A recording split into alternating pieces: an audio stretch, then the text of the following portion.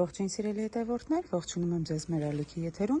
Այսօր եկել եմ ձեզ համար մի շատ կարևոր տեսանյութ նկարելու։ Այսօր խոսելու եմ ձեզ հետ այն մասին, թե ինչ չափանիշներով են ստուգում կատարում գյուղմթերքը։ Քանի որ հիմա գյուղմթերքը պարբերաբար խոսում է, որ արտահանում պիտի արվի կամ արտահանվում է, հետ է ուղարկում, ինչու ինչ չափանիշներ են ստուգում, ինչպես են ստուգում, ինչպես հասկանանք համապատասխանում է մեր մշակաբույսերի արտադրությունը արդյոք եվրոպական ստանդարտներին, եկեք այսօր խոսենք այդ մասին եւ մի փոքր հասկանանք, թե ինչպես մշակենք մշակաբույսերը, որպեսզի համապատասխանեն այդ չափանիշների եւ արդեն արտահանման ժամանակ այլ խնդիրներ չունենանք։ Ուրեմն առաջին կետը, որի մասին ուզում եմ խոսել, դա գյուղմթերքի արտաքին վիճակն է։ Նախնական ամենից առաջ ստուգում են գյուղմթերքի արտաքին վիճակը, առաջինը թարմությունը, երկրորդ տեղում արդեն գույնը, ձևը, չափը, արդյոք համապատասխանում է տվյալ տեսակի նորմալ տեսքին, եթե վնասվածքներ կան, օրինակի համար պետք է ստուգեն, ճաքեր կան, թե չկա, փտած է, թե փտած չէ, միջատներ կան, վնասատուներ կան մթերքի վրա, թե ոչ։ Այնուհետև արտաքին ստուգումից ստուգում են նաև մաքրությունը, արդյոք հող, փոշի, օտար խառնուրդների առկայություն կա մթերքի վրա, թե ոչ։ Ինչպես նաև համաչափությունը, բոլոր մթերքները պետք է համաչափ լինեն, նույն տարայի մեջ, որ տեղավորում եք, պետք է համաչափ լինեն։ Երկրորդ կետով ստուգում են արդեն հասունությունը, որակը,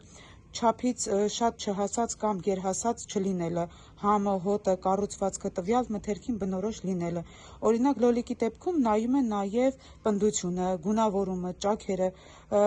կանաչ ոտիկը եւ այլն, այսինքն եթե պոչի հատվածում կանաչ է, թե կանաչ չէ։ Երրորդ կետով արդեն անցնում ենք անվտանգության ցուցանիշներին։ Սա ամենակարևոր մասն է, քանի որ այս կետով արդեն ստուգում են նիտրատների մակարդակը, պեստիցիդների մնացորդները, ծանր մետաղները, եթե կասկածում են, որ ծանր մետաղներ կան։ Ինչպես նաև միկրոբիոլոգիան, աղտոտվածությունը, հատկապես կաթնամթերքի, մսի, կանաչու դեպքում, ստուգում են նաև բույսը կամ մթերքը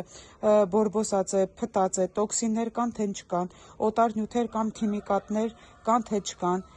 քիմիական աղտոտման ենթարկվել է բույսը, թե չի ենթարկվել։ Հաջորդ կետով ստուգում են արդեն պահպանման եւ տեղափոխման պայմանները։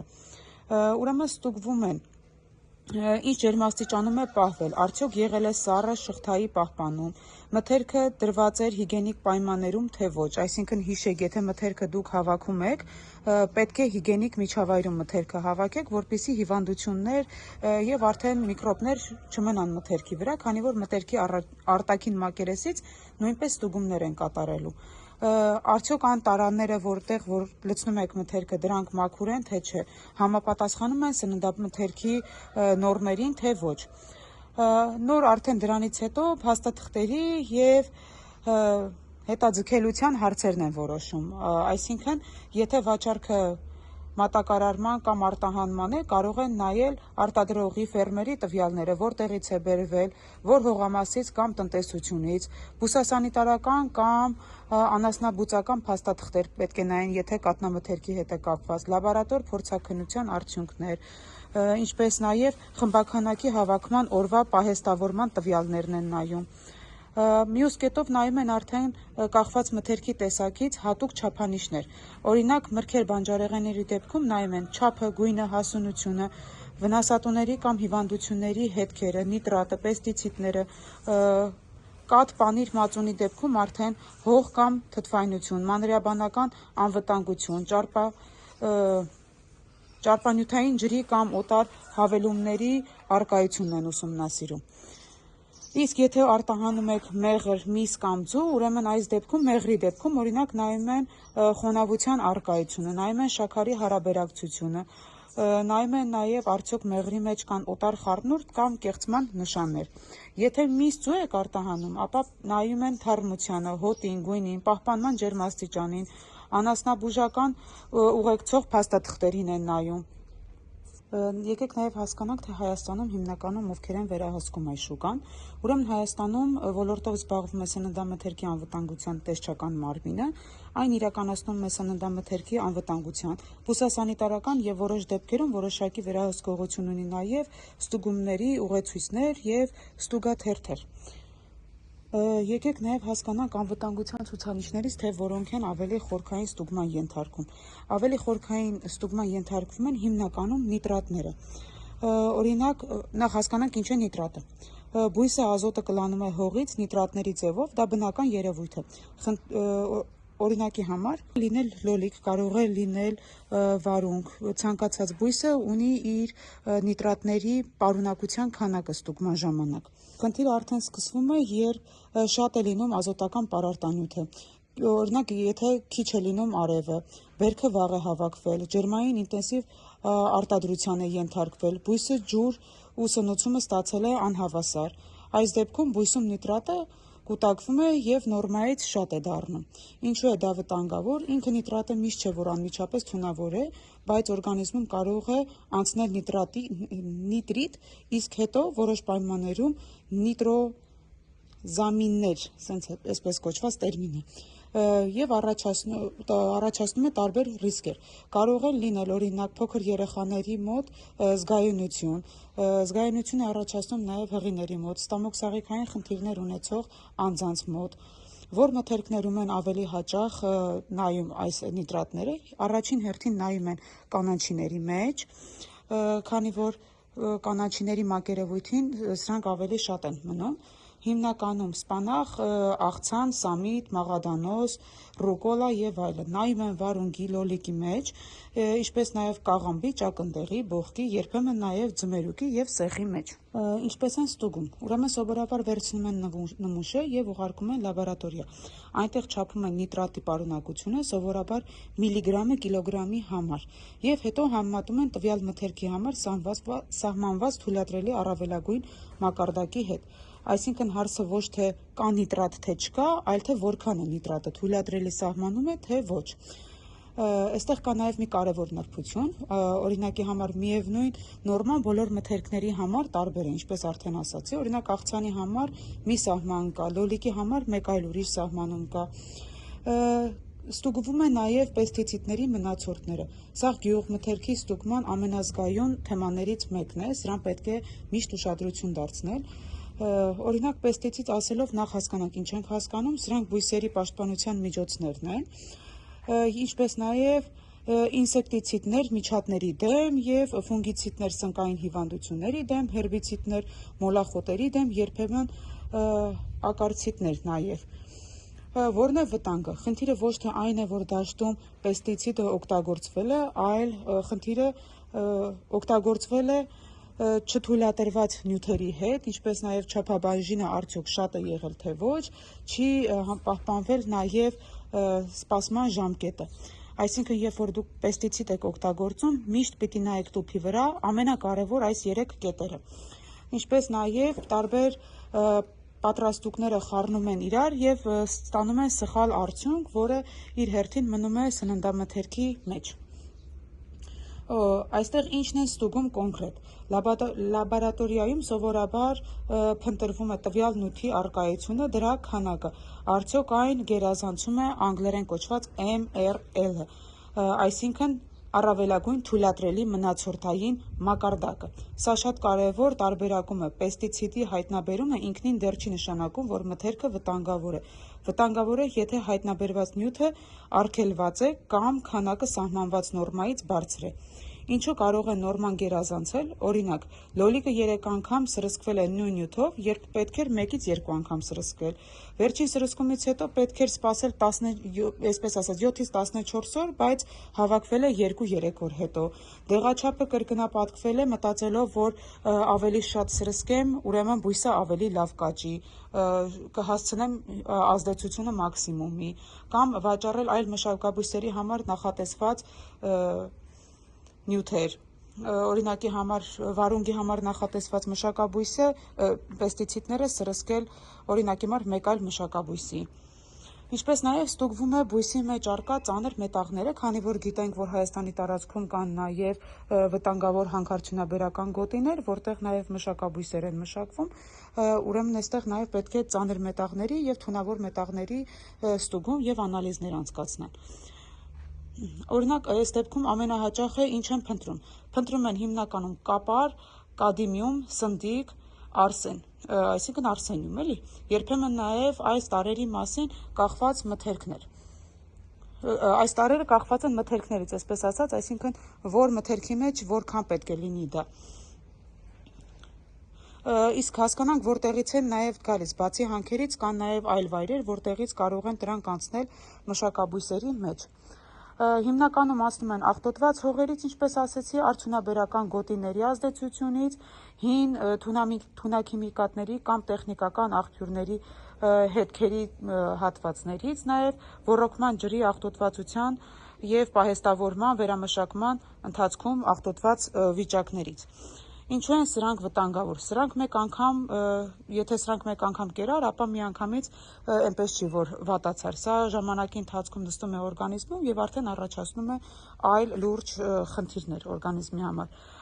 Կարող են կուտակվել օրգանիզմում հիմնականում երիկամներում, լյարդում, նյարդային համակարգի վրա կարող են ազդել, երեխաների համար հատկապես սա առավել զգայուն է ազդում օրգանիզմի վրա։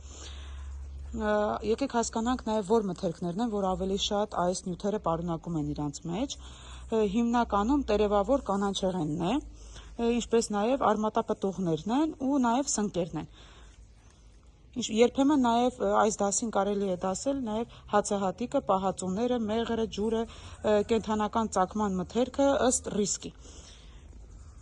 Հաջորդ կետը, որի մասին կուզեմ խոսել, դա միկրոբիոլոգիական աղտոտվածությունն է։ Սա այն դեպքն է, երբ մթերքը կարող է վտանգավոր լինել ոչ թե քիմիական նյութերի, այլ միկրոբներից, ինչ են այս դեպքում ստուգում։ Ստուգում են սալմոնելայի ներկայությունը մթերքում կա թե չկա, աղիքային ցուպիկների խումբն է ստուգում, ինչպես նաև խմորասնկերին, բորբոսներին, ընդհանուր մանրէաբանական ֆոնն են ստուգում նաև։ Ստուգում են նաև որոշ մթերքների մեջ ստաֆիլոկոկի առկայությունը, որ մթերքներում է հատկապես կարևոր, այս դեպքում շատ կարևոր է կաթնամթերքը, հում կաթը, պանիրը, մածունը, թանը, սերուցքային մթերքները, թարմ կտրատված կամ լվացված կանաչին, եթե լվացվել է ոչ մաքուր ջրով, սխալ պահվել կամ շուկայում բաց վիճակում լինելու դեպքում կարող են այս հիվանդություններով նաև վարակված լինել, այս միկրոբներով, այսպես ասած։ Միսը, ձուկը և ձուն, հատկապես եթե սառը շղթան խախտվել է։ Գիտեք, որ այս մթերքները սառնարաններում են հիմնականում պահում։ Նաև պատրաստի սնունդը, պահածոները, տնային արտադրանքը, եթե ստերիլիզացումը համապատասխան կերպով չի կատարվել։ Ինչից է առաջանում միկրոբային աղտոտումը։ Կեղտոտ ջրերից են հիմնականում առաջանում, անմաքուր ձեռքերով սարքավորումներին ձեռք տալուց են առաջանում, հողի հետ շփվելուց է առաջանում, կենդանական գոմաղբի սխալ օգտագործումից է առաջանում, սառնարանային ռեժիմների խախտումից է առաջանում, հում և պատրաստի մթերքի խաչաձև աղտոտումից է առաջանում։ Ուրեմն իրական ստուգման ընթացքում սա ինչպես է արվում։ Առաջին կետով ռիսկի գնահատում են նախ կատարում, տեսուչկան վերահսկողը մարմինը նայում է ինչ մթերք է, որտեղից է եկել, սեզոնային ռիսկ կա թե չկա, ջերմոցային է թե բաց գրունտի, նախկինում խախտում եղել է թե չի եղել, ներմուծման թե արտահանման տեղական իրացում կա թե չկա, առաջինով նմուշառում են անում, ամբողջական խմբաքանակից որոշակի հատված վերցնում են նմուշառում անելու համար և լաբորատոր փորձաքննության են ենթարկում, արդեն լաբորատորիայում որոշում են նիտրատների, պեստիցիդի մնացորդների, ծանր մետաղների, միկրոբիոլոգիայի և այլ հատուկ ցուցանիշներ են ստուգում։ Օրինակ, համեմատությունը նորմայի հետ են կատարում արդեն ըստ տեսակների, ինչպես արդեն իմացանք։ Ուրեմն, մի կարևոր բան կարող ենք ստուգել, մի կարևոր բանի մասին եմ նաև ուզում խոսել, միշտ չի, որ պետք է մթերքը լինի գեղեցիկ, որ լինի անվտանգ։ Շատ դեպքերում անվտանգ լինում է նաև այն մթերքները, որոնք այնքան էլ շուկայական տեսք չեն ունենում։ Քանի որ դա պայմանավորված է նրանով, որ մշակողը հիմնականում պեստիցիդներ, պարարտանյութեր և այլ նյութեր, այսպես ասած, քիչ է տվել բույսին կամ ժամանակին չի տվել կամ ընդհանրապես չի տվել, այսպես ասած, դա դրանով էլ պայմանավորված է, որ բույսի արտաքին տեսքը կարող է մի փոքր այլ լինել։ Եկանք հասանք նաև ամենագլխավորին, լոլիկին, ինչով կարող են, այսպես ասած, բռնացնել ստուգման ժամանակ լոլիկը անվտանգ է թե ոչ։ Այստեղ կան 4 հիմնական ռիսկներ։ Առաջինը, ինչպես ասացի, ուրեմն նիտրատներն են, երկրորդը պեստիցիդներն են, ուրեմն ամենահաճախ խնդրահարույց կետը սա է, որ ռիսկը աճում է, երբ նույն հիվանդության դեմ շատ հաճախ ես ցանել կամ փչել ես թունաքիմիկատներ, դոզան ավելացրել ես, այսպես ասելով, մտածելով, որ հաստատ կաշխատի, եւ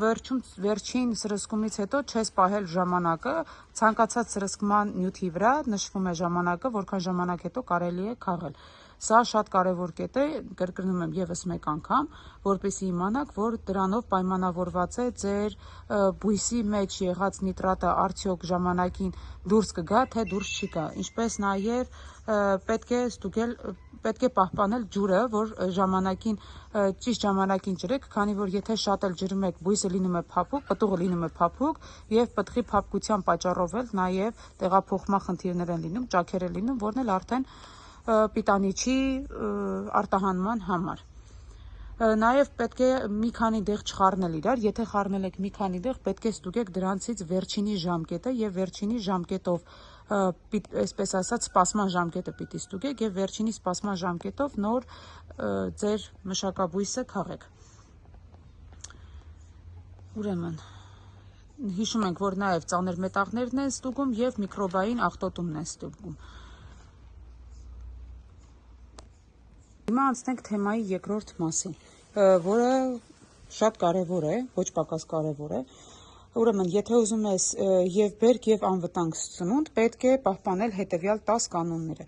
Առաջինը, սկսիր հողը ջուրը սնուցումը հիմքային գնահատումից։ Եթե հնարավոր է մինչև սեզոնը արագ գոնե հողի անալիզ արա, ոռոգման ջրի անալիզ արա, որպեսզի աղտոտվածությունից խուսափես։ Առանց դրա մարդը հաճախ, այսպես ասած, կույր է եւ պարարտացնում է, սկսում է պարարտացնել հողը։ Արդյունքում կամ քիչ է տալիս, կամ ավել, կամ սխալ հարաբերակցությամբ է տալիս։ Երկրորդ, ազոտը մի տուր մեծ հատվածներով, օրինակ լոլիկում անվտանգության եւ որակի տեսանկյունից ամենավտանգավոր սխալներից մեկն է։ Միանգամից շատ ազոտ են տալիս, հետո պետք է նաեւ ուշադրություն դարձնել ամոնիումի եւ նիտրատային ազոտի բարձր պահելուն սեզոնի ընթացքում, պետք չի ամբողջ սեզոնի ընթացքում սրանց պարունակությունը պտղի մեջ բարձր պահել։ Ավելի ճիշտ մոտեցում կլինի, եթե ազոտը տալ փուլերով ըստ բույսի զարգացման։ Եթե ընդհանուր շատ, այսպես ասած, պետք չի տալ, սկզբնական շրջանում կարելի է տալ ազոտ, եթե բերքը արդեն սկսում է հասունանալ, արդեն մի քիչ չափավոր տալ եւ կամ առհասարակ կրճատել ազոտի պարունակությունը։ Օրինակ տնկումից հետո մինչև ակտիվ վեգետացիան չափավոր ազոտը տալ, լավ արմատակալման ժամանակ տալ, իսկ ֆոսֆոր, կալիում, մագնեզիումը արդեն դրանից հետո տալ։ Կա մի ոսկե կանոն, որը նշում է, որ բերքահավաքի մոտ ազոտ ընդհանրապես պետք չի տալ քաշի ավելացման համար։ Դա, այսպես ասած, պատճառ կդառնա, որ ձեր բերքը եվրոպական ստանդարտներին չի համապատասխանի, այսպես ասած, նիտրատների քանակը շատ կլինի եւ ստիպված կլինեն բերքը հետ ուղարկել։ Օրինակ, երրորդ կետին եկեք անցնենք, լոլիկի սնուցման նպատակը պետք է լինի, որ բույսը պահել ոչ թե շատ սոված եւ ոչ էլ շատ փարթամ։ Պետք է ստանդարտ պահել։ Եթե բույսը չափազանց, այսպես ասած, փարթամ բույս է, շատ մուգ կանաչ է, հաստ կամ ջրալի պտուղներ ունի, քիչ օդափոխված է, խիստ տերևային զանգված ունի, ուշ գունավորում ունի, պտուղը համով թույլ է, ապա մեծ հավանականությամբ ազոտը շատ է կամ բույսը շատ բուսական ռեժիմում է աճում, պետք է թողել նաև բնության մեջ ինքը մի փոքր ադապտացվի եւ տնտանա։ Չորրորդ կետը պաշտպանությունն է կառույցի կանխարգելման եւ մոնիթորինգի ոչ թե ամեն շաբաթ մի բան փչելու սկզբունքով։ Սա ամենակարևոր կետերից է, որ ասում են պրոֆիլակտիկ սրսկում ենք անում, որպեսզի բույսը լավ մնա, սա իրականում վտանգավոր է։ Հինգերորդ կետը պետք է նաև գրանցված եւ պիտակավորված թույլատրելի միջոցներ օգտագործել, ամեն բան չի, ով ինչ ասում է, այսպես ասած, բերեք տակ ու սրսկեք ձեր բույսերին։ Եվ ամեն մշակումից առաջ 4 բան պարտադիր, 4 բան, այսպես ասած, պարտադիր պետք է գրի առնել։ Ունեցեք ձեր մոտ տետր, որպեսզի ամեն սրսկումից հետո կամ սրսկումից առաջ ձեր տետրում գրանցումներ անեք, ու ուրեմն ինչ եք սկսելու գրանցել։ Առաջին կետով նշելու եք ամսաթիվը, երկրորդում նշելու եք դեղի անունը, կամ եթե ակտիվ նյութ եք տալի, ակտիվ նյութի անունը, երրորդ կետում նշելու եք դոզան եւ չորրորդ կետում նշելու եք սպասման օրերի քանակը։ Սրանով դուք կկարողանաք ժամանակին պահել այդ չափանիշները եւ ըստ դրա արդեն ունենաք առողջ բերք։ 7-րդ կետը պետք է որ մի քանի դեղ, այսպես ասած, երբ մի քանի դեղ ես տալիս, վերջին բուժմանը այդ PHI, այսպես ասած, նորմը, այդ ժամանակի պահպանման նորմը պետք է հաշվի առնել։ Եթե օրինակ առաջին դեղի պահպանման նորմը նշում է, որ 3 օր հետո կարող եք նոր օգտագործել ձեր մթերքը, իսկ երկրորդ դեղինը 7 օր հետո, ապա պետք չէ 3 օր հետո բերքը քաղել, այլ պետք է սպասել երկրորդ դեղի ժամկետի լրացմանը։ Եվ արդեն նաև հասանք 8-րդ կետին, այն որ ասում են մի քիչ շատ տամ ավելի լավ կաշխատի, սա ամենավտանգավոր կետերից մեկն է, իրականում պետք չի մի քիչ շատ տալ ավել աշխատելու համար, դուք դրանով վնասում եք ձեր բույսի։ Ինչպես նաև մի օգտագործեք նույն ակտիվ նյութը անընդհատ, սա 9-րդ կետն է։ Սա արդեն ոչ միայն անվտանգություն է, այլ նաև արդյունավետություն։ Եթե նույն վնասատուի դեմ նույն խմբի դեղը շարունակում ես, ուրեմն վնասատուն կարող է ընտելանալ ու արդեն չազդի նյութը։ Ճիշտ մոտեցումը նա է, որ փոխես գործողության մեխանիզմները եւ ոչ թե միայն ապրանքանիշը, այսինքն նայիր ոչ թե շշի անունը, այլ ակտիվ նյութը կամ խումբը, նյութերի խումբը։ Եվ 10-րդ կարևոր կետը բերքահավաքից առաջ մաքուր գոտի պետք է ստեղծել, արդեն խոսքի սկզբում ասեցի, պետք է դադարեցնել բոլոր դեղերը, որոնց այդ ժամկետները լրացել են, բոլոր դեղերը պետք է թողեք ժամկետները բույսի վրայից անցնեն, նոր կարողանաք բույսը քաղել։ Եթե կարելի է, նաև կարելի է ստերիլ միջավայր ստեղծել, որպեսզի բույսերի մակերեսները, ինչպես նաև կանաչեղենի մթերքների մակերեսները մաքուր լինեն ու արդեն խնդիր չառաջանան։ Պետք է աշխատեք օջախային վարակներից խուսափեք, օդափոխության ռեժիմը ճիշտ պահպանեք, ինչպես նաև տուփերը, որոնց մեջ որ տեղավորելու եք, արդեն դրանք մաքուր պահեք։ Սրանք տեսանյութի առաջին մասով ցանկացա այսքանի մասին ձեզ կիսվել, տեսանյութը շարունակական կլինի, որպեսզի դուք էլ երբ որ բույս եք մշակում, ոչ թե մտածեք, որ ահա տվեցին պարարտանյութեր, տվեցին դեղորայք ու արդեն բույսը ուտելու չի, դարձել է, չգիտեմ, անհամ մի բան, ապա անպայման իմանաք, թե ինչպես պետք է բույսը մշակել, ինչպես պետք է հանել շուկա, որպեսզի այն համապատասխանի եւ չափանիշներին եւ այսպես ասած ձեր անձնական օգտագործման համար վնաս չհասցնեք ձեզ եւ ձեր ընտանիքի անդամներին։ Այսքանով ավարտում եմ տեսանյութը, սիրելի հետևորդներ, առաջիկայում կլինի նաև շարքը շարունակական, իսկ դուք մեկնաբանությունների բաժնում գրեք, ձեր կարծիքները ինձ համար շատ կարևոր են, կարող եք եւ կարծիքներով եւ խորհուրդներով կիսվել, դե ինչ, լավ մնացեք սիրելի հետևորդներ, կհանդիպենք։